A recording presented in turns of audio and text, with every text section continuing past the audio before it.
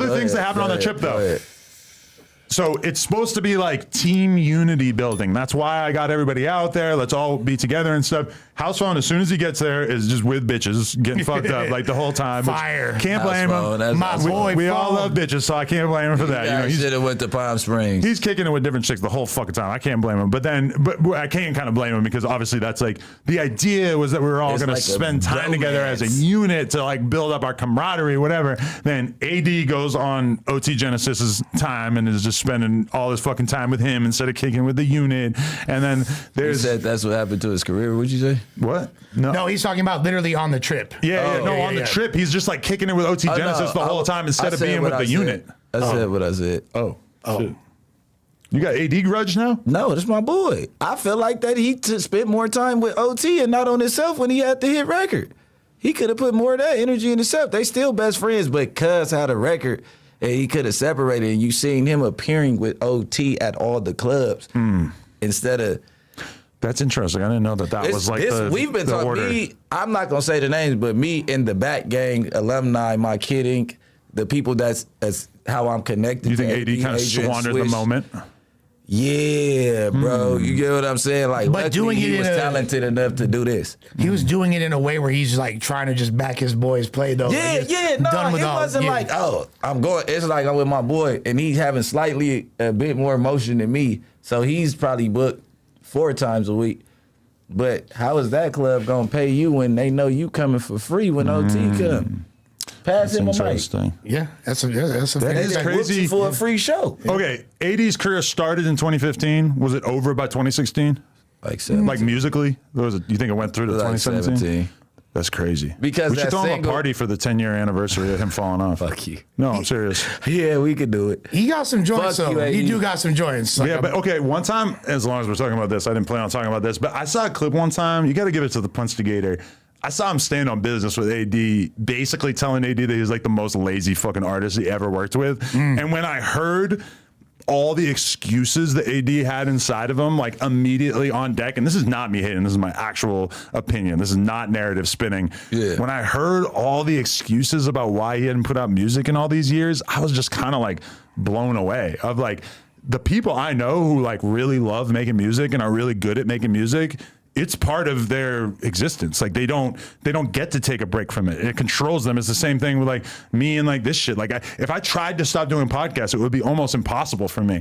And that's why I was always kind of surprised that AD didn't like take all that No Jumper clout and spin that in the early days into the music side of things. Because if he had taken that, the momentum that he had during like COVID and shit, and actually like put it all into a project, it would probably be like a classic project. It would probably be his best project. That's like me not dropping in 3 weeks. Like, why wouldn't I? I think it gets intimidating. I guess part of what I just said does kind of apply to you as well. That's what I said. I wasn't rapping. I said, fuck rap. I slept in the studio. I don't mean to take away from the Vegas trip. I slept in the studio on Sony's budget. And Sony, y'all owe me some money.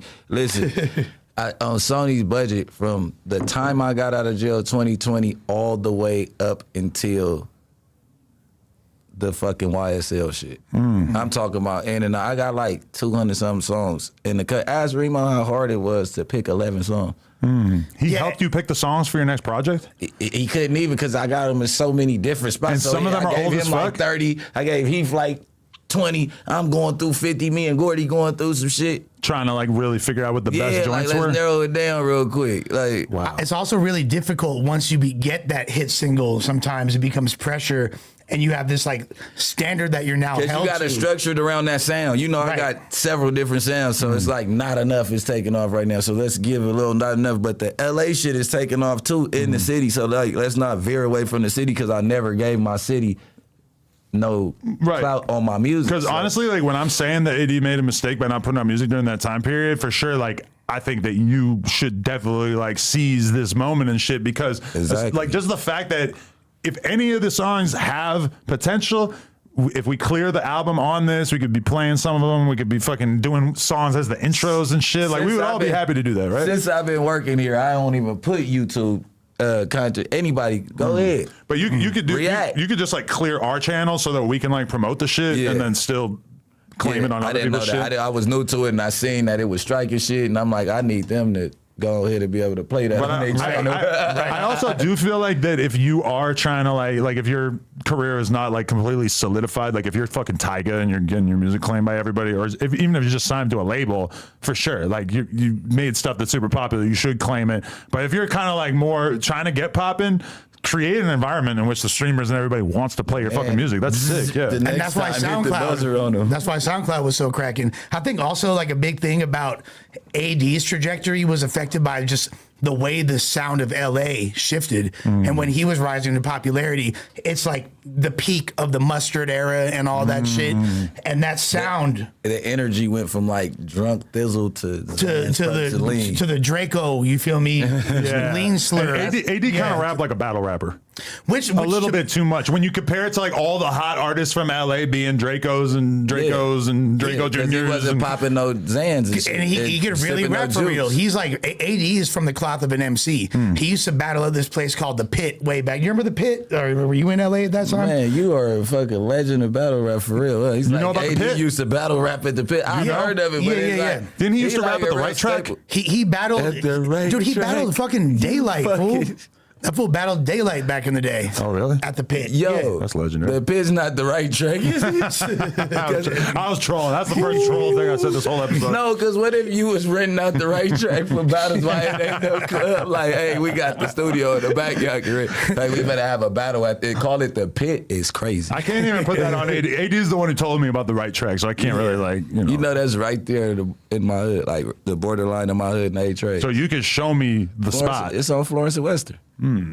Might have to go take a look. I want to do a documentary about it. You might as well stop at Charlie's too. We have no Well, footage. you know we got a strip club right on 11th Avenue too. For real? Yeah.